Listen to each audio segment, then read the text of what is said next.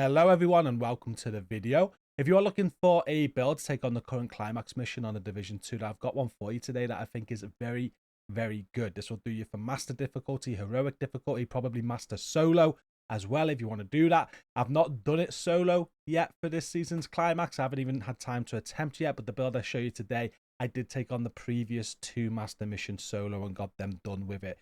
I want to say relatively easy as well. It wasn't too difficult. So this build did that. I've used it in recent streams to complete the climax mission on master difficulty. A lot of people have been asking what build I've been using, so I've been showing you. I thought I'd do it in a video again for you today. And a lot of you that follow the channel regular, watch my videos, will be sick of this build because I've shown it you plenty of times. It's my blue striker build, but it works so good for master difficulty, so good for heroic gameplay, solo gameplay. I love it, and I highly recommend using this build for the current master mission. It makes it so much easier. I'm going to take you through the build today. You can see the gameplay on screen as well, so I'm hoping the gameplay backs up what I'm saying. The whole point of the build is the survivability of it. It's got tons of survivability, but at the same time, it does offer a lot of damage as well. Not like a 6 red core damage build, obviously, but it does pack a punch. And if you're in a group play, the more team buffs you get as well will up those numbers and make it even stronger. Now, I'm running around the master mission. I'm face tanking. And yeah, I'm getting right in people's faces. I'm not hiding in cover or anything like that. I've got tons of survivability. I'm able to pack a punch. It's a good build. We're going to start with the specialization for this build. It's the minigun. And the reason I use the minigun is just for the 10% armor on kill that it gives you. So it helps towards survivability. There's also like rate of fire on the minigun specialization as well. But the main thing is for the 10% armor on kill. It helps. Now, the primary weapon is personal choice, really. I really like the St. Elmo's.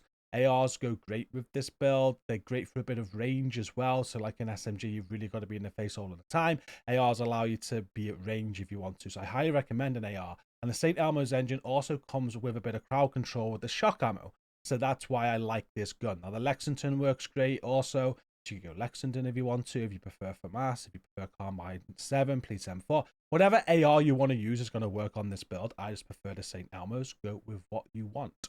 Again, the crowd control of the St. Elmo's does help a ton, so I do recommend it.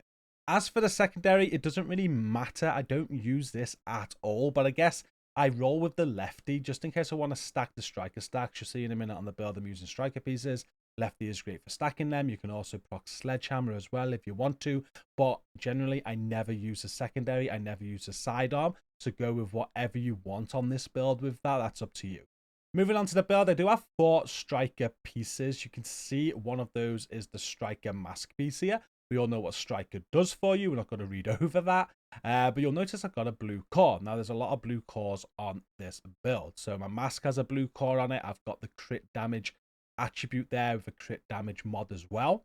I've also got the striker gloves here as well. Again, you'll see the core attribute is armor with a critical hit damage roll. Knee pads are exactly the same. Armor is a core attribute with a critical hit damage roll. And the 4th piece of striker that I got is on the holster, but this time we've gone with weapon damage as a core attribute and again a critical hit damage roll. As for the chest piece, I go with a Palisade chest piece, again for the armor on kill. We spoke about this before with the gunner specialization.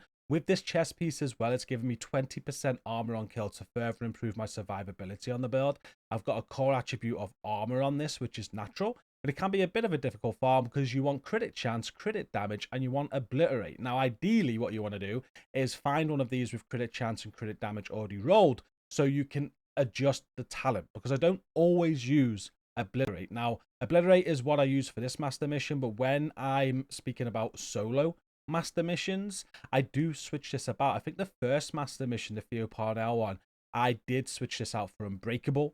I also went with like protection from elite mods as well, because I felt like I just needed a little bit of a buff to my survivability. But then the next time round, I switched it back to obliterate on the Kelso master mission, and I stuck with my crit damage mods. But what I'm trying to say is if you can get a chest piece with crit chance, crit damage, and armor on Palisade, and you change out that talent, you'll be able to swap this round how you want to, depending on the activity, and just really alter the build for a little bit more DPS or a little bit more survivability. Will give you the ability to do that. But obliterate is great. You got crit hits on the build, you're increasing your weapon damage, just packing that punch a little bit harder. Again, On this version, I've got a crit hit damage mod on that chest piece as well. And to finish it all off, we've got the exotic Memento backpack. This gives you weapon damage, armor, and a skill tier. And we're taking full advantage of that armor and skill tier with the skills that we use, and you'll see in a moment.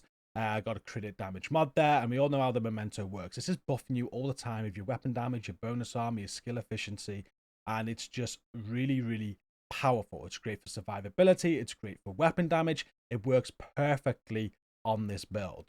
Now, when you put all that together, you are going to have 6 skill tiers. You've got the blue core on your mask, blue core on your chest, gloves, knee pads, and on the Memento backpack. Memento backpack also comes with a skill tier, so that puts your shield at skill tier 6. And this is what you want to run as one of your skills. You want to have the Crusader shield. This again adds a lot of survivability to the build, being able to bring the Crusader shield out whenever you want to give you a skill tier 6 shield to help tackle the adds.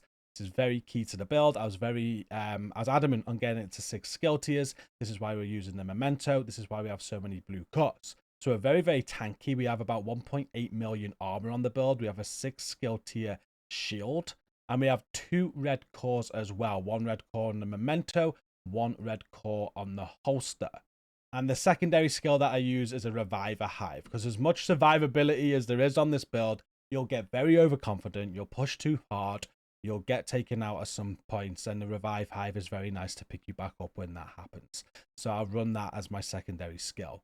A quick look at the stats. You can see here that I do run with low critical hit chance. It's only 31%. I know a lot of people don't like that. I put out a load of builds with low crit chance on, between 30 and 40%. I normally do like to get to 40 minimum, but 31% is absolutely fine for this build. You've seen it in streams. You can see it in the footage now. It's very good. Now, if that does bother you, the 31% is just too low, do increase it, especially if you haven't got a high watch level. If you're running at a lower watch level and it's even lower than that, you're in your 20s, just remove some of the critical hit damage mods, throw on critical hit chance mods, boost that crit chance. I definitely wouldn't go lower than 30, but 31% is absolutely fine. I got 152.4% crit damage there.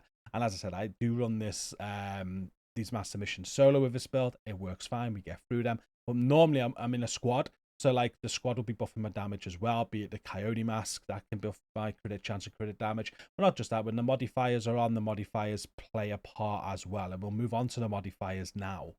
The active modifier I like to use is the Assault Link, but I'm not going to be using this all of the time. This is just going to charge up and be there for when I want to really pack a punch in a spurt. So, on this master mission, for example, you have the Hound that comes out about midway. I'll use the Assault Link then and then only. For the rest of the mission, I'm not using this, but I have it on for that moment. The passive modifiers, I use extra padding to gain 5% protection from elites per blue core while I'm at tier 5 in stamina.